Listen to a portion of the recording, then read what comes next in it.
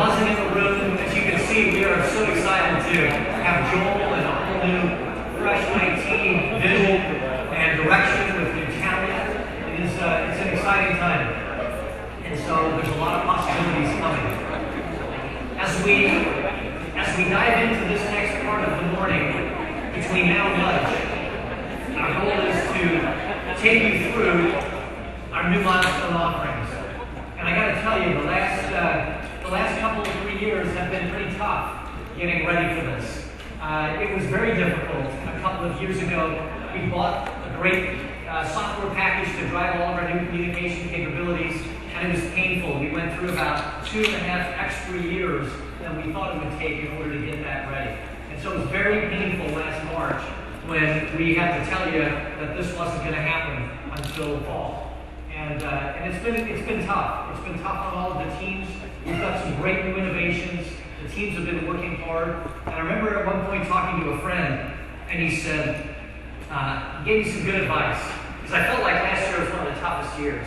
It's like, my gosh, what's it going to take for us to get all of this cool stuff out to market? And so it was tough. And he gave me some good advice. He said, when it feels like you're going through hell, don't stop. And we have not stopped. And now we are on the other side of that experience.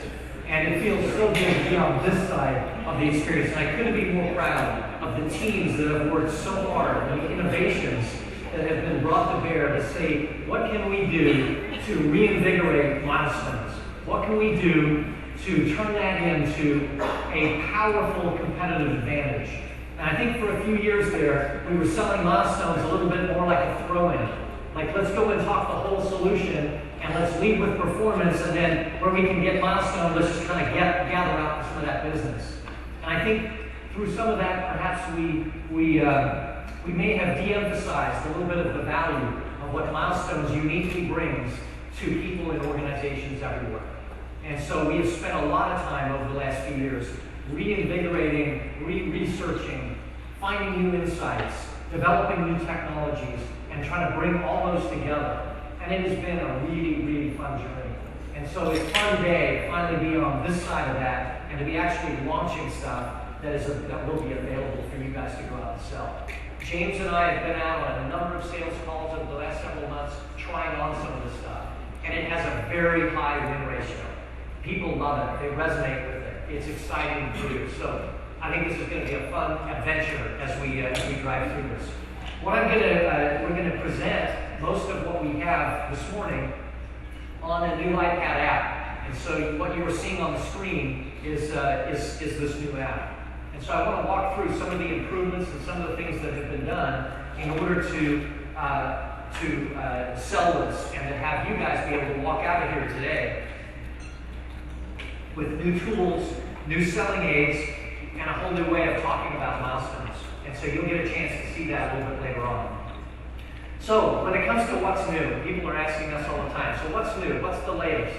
What is the difference? Keep in mind, we always start, even though we're going to drill in today to talk specifically about milestones, we like to paint the whole picture.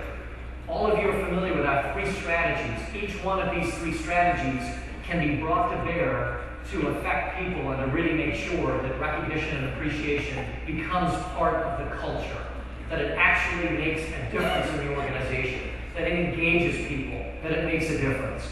And so these 3 essential strategies all come together to make a difference for an organization. You will see rewarding results is obviously a powerful element in the entire mix of driving and appreciating great work in an organization. It helps people really savor the thrill of success. It helps focus on the desired outcomes. Everybody has strategic plans. Everybody has a direction they're trying to pull their organization in. There's nothing quite like recognizing those elements that are making a difference in the organization. And then finally, it sets an example for everybody else. Rewarding results is fundamental to a successful strategy of driving and appreciating great work throughout the enterprise. We know about that. When it comes to noticing effort, every one of these tools and strategies around noticing effort are vital.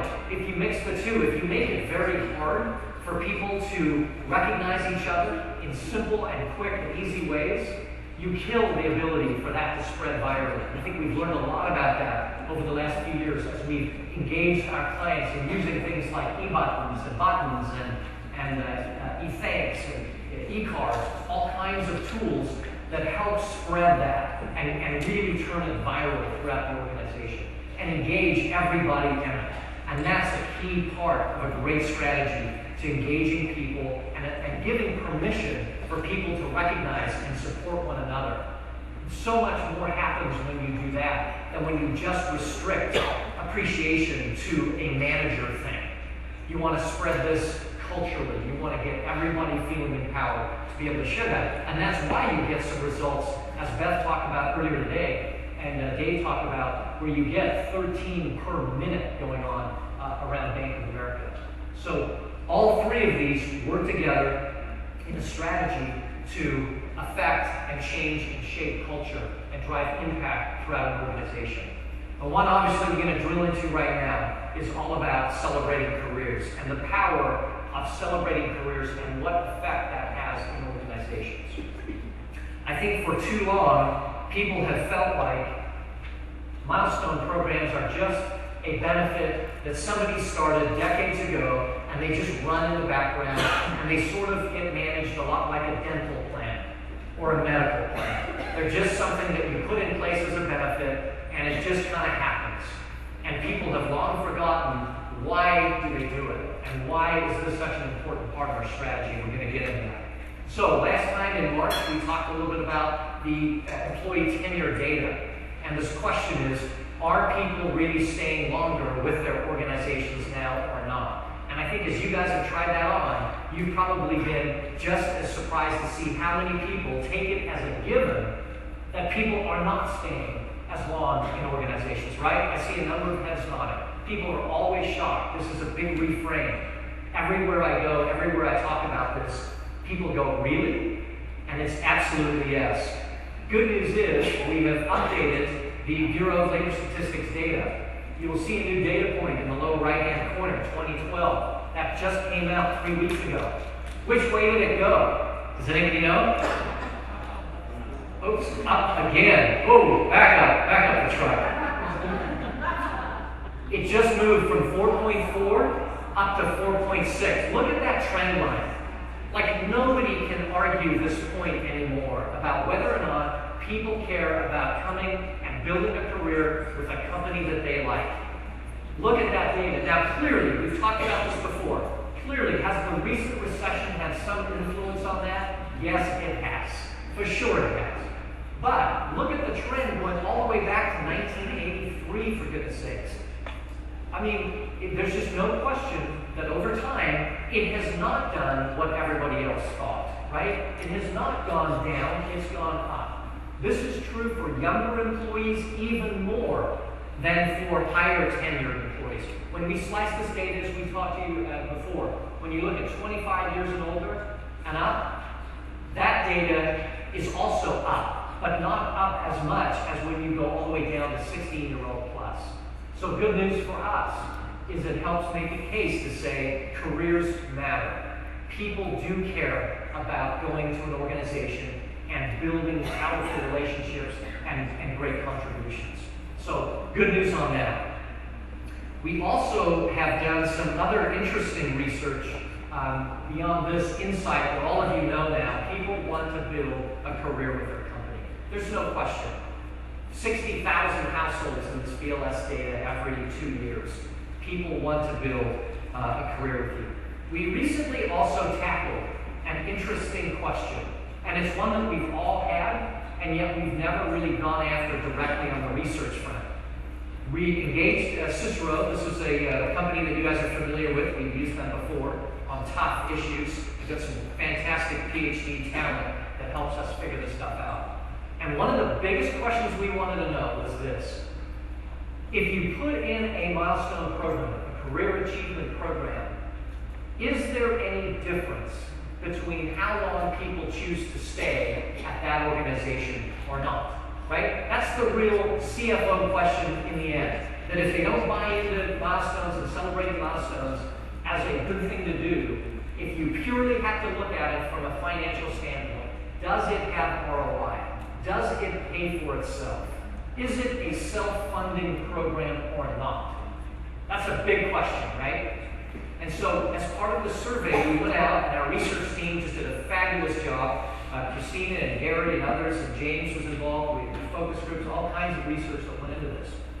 And so the question was asked, and this was how the construct of the question was, and it was totally fair. It said, thinking about your previous employer, how long did you stay with them? So this was a national, we actually went out with an international study, but this particular one I'm quoting is from the US. 600 randomly selected employees across the country. Out of those 600 people, the question was asked, how long did you stay with your previous employer? And in another part of the survey, we asked the question, did you have a service award program in place at that company or not? All right? Make sense? Did you have one or not? The average tenure of the people who responded, for those who did not, they worked for companies who did not have a milestone program in place. The average was 4.7. Okay? So 4.7 is the baseline. If you then look at the companies, the people who work for companies who did have a service award program, you would hope that there was a slight improvement. You would hope that at companies that had a milestone program, their average tenure would be a little bit more.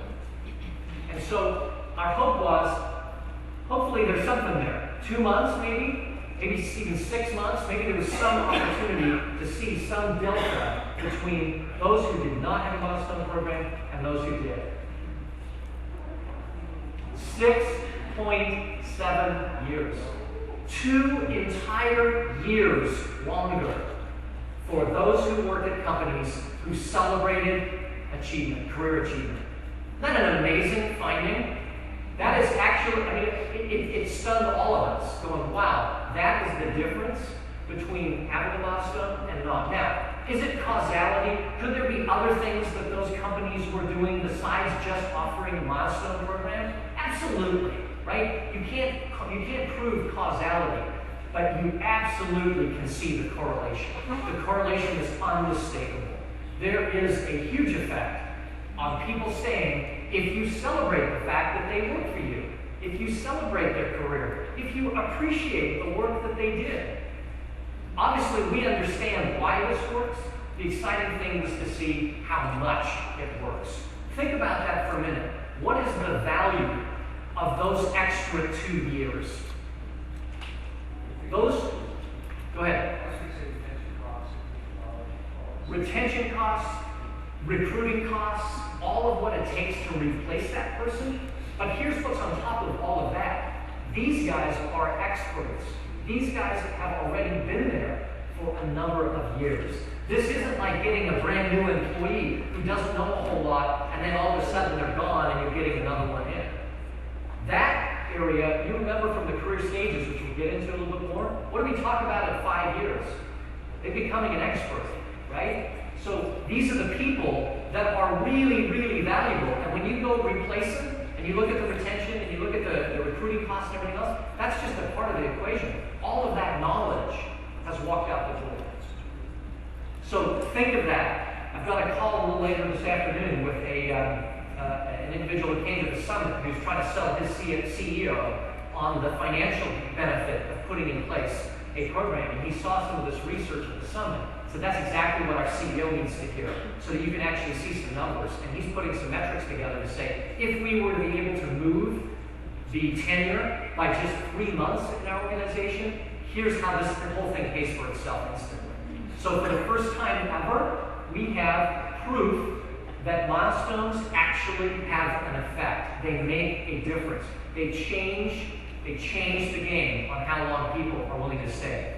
Something else that we found, and you'll hear most of this on the whole breakout session on this research. So you're going to have plenty of questions rattling through your mind. We're actually going to have the PhD who headed this project come here and actually be able to talk with you and you can ask questions about it. The second part of this that I found fascinating, we asked a separate, totally different question. The other question was saying, thinking about your current employer, how long do you plan on staying here now?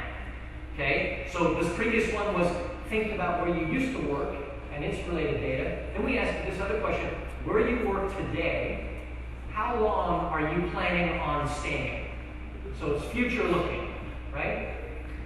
If you ask the question, and we saw the exact same relationship occur, for those who did not have a milestone program, they were 2 years lower than those who did. Same exact relationship. Different question, same relationship. And then the third question we asked was, how would you rate your current milestone program on a scale of 1 to 10? All right? So it's not just do you have one or don't you, but how do you rate that? For those who rated it 8 or above, which means they're going, great milestone program, I feel valued here, you get an additional 2-year bump in how long they plan on staying. So you can go all the way from a 4-year swing from either having a program or doing it really well. Do you remember in the CARE principle, we talk about the difference between good and great? And you kind of see the good kind of bouncing along, and those who do it great get this huge engagement pop. Same thing is true here. If you do it right, and the cost to do it right is not a whole lot different than the cost to do it lame, right? Right?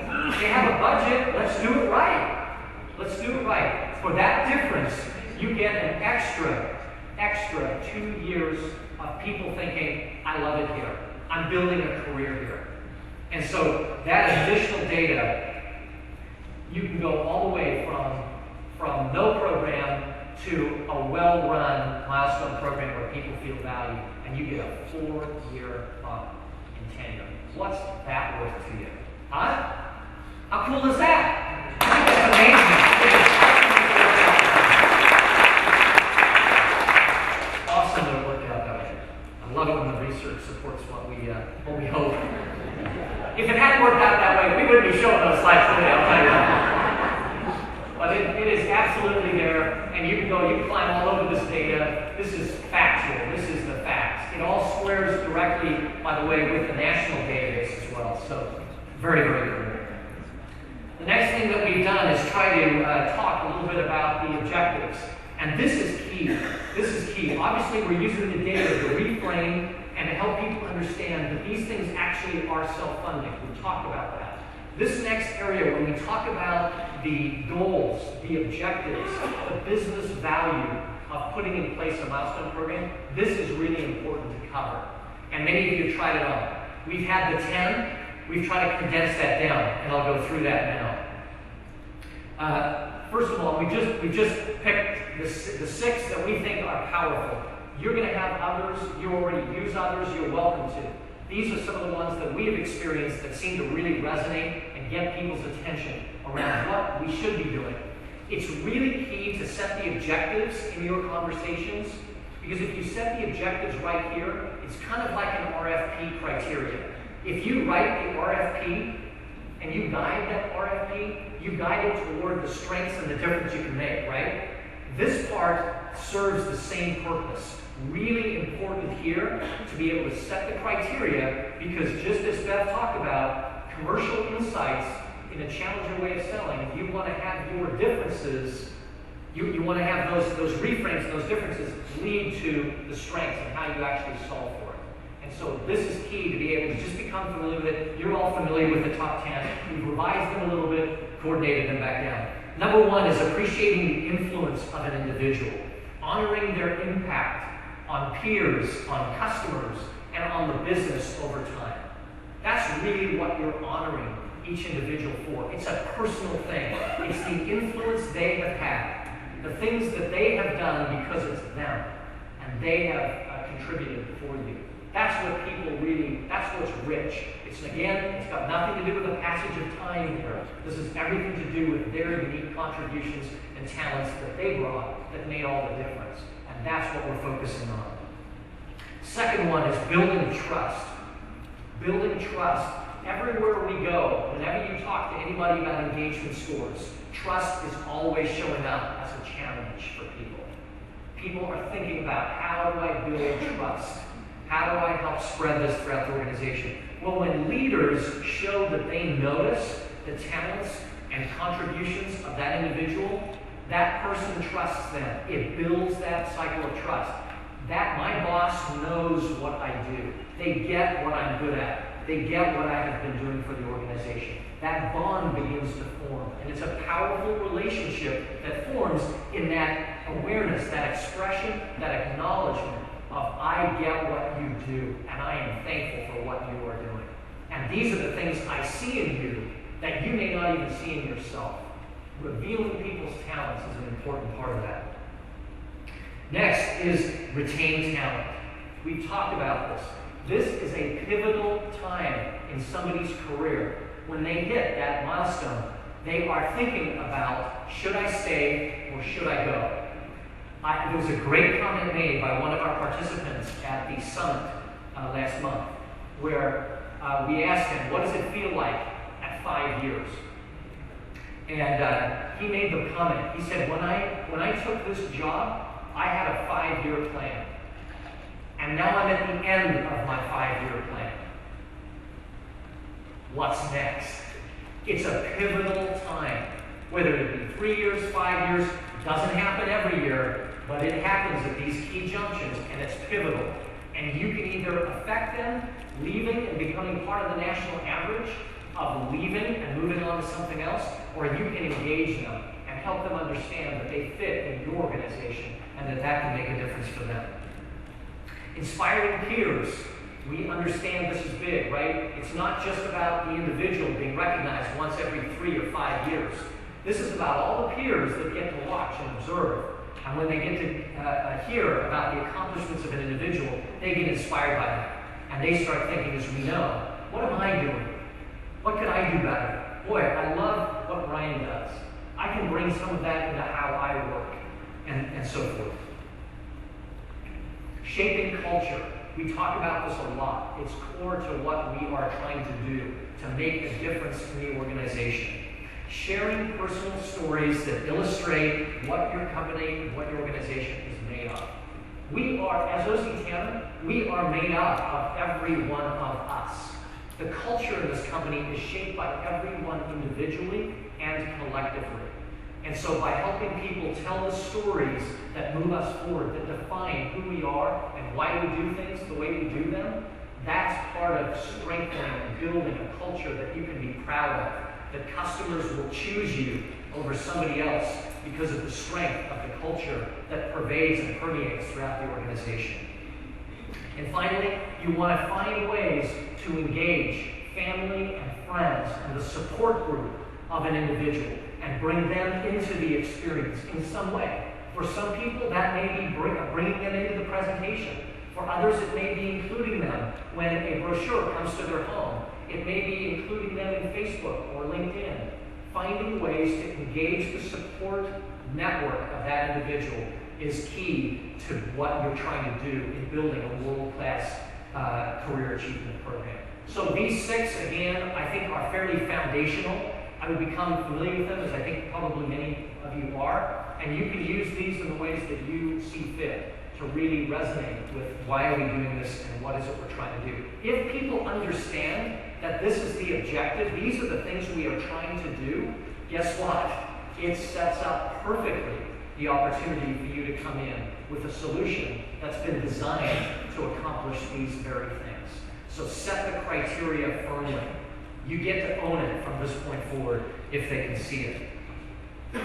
So insight number 2, career celebrations should achieve specific business goals. If they're doing those things, they're driving value across the enterprise, and they're making a difference, and they can feel that difference. Now, what about career stages? This has been a great insight that came out of some of the creative work and the research that was done recently. These career stages are, in fact, all different, as you know. And now you have a tool to be able to talk those career stages simply and easily. I'm going to click on number 1 here. Number one, as all of you know, it's about learning. It's about making it through the learning curve. I'm not going to go through each one of these slides. You're familiar with it. We've redesigned it. It's simple and easy. What you will find is that on any one of these, on the iPad, you can just simply click on the year level that you want to be able to talk about and drill into that. I would highly recommend you do that, right? Ask the people you're presenting to that you're with, how long have you been at the organization? Oh, let's try that. You've been at the organization 20 years. Let's talk about what it feels like as a veteran.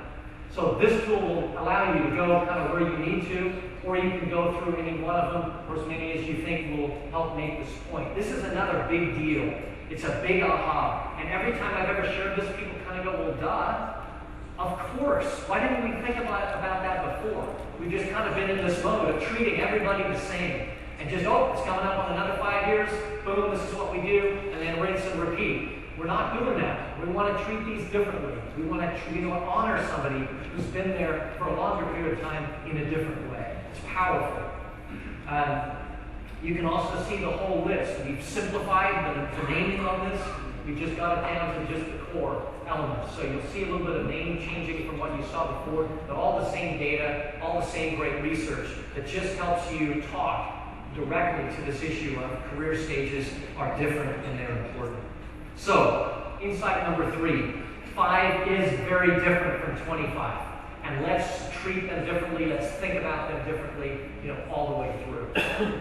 And then obviously all of these insights work together to help set the stage to be able to now talk about how do we answer that. We know some things.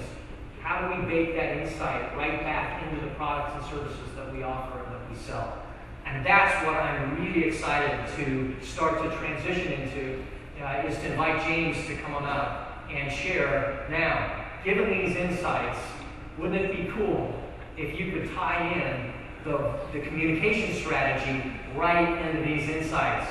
And so here we are, ready to go. James Hilton.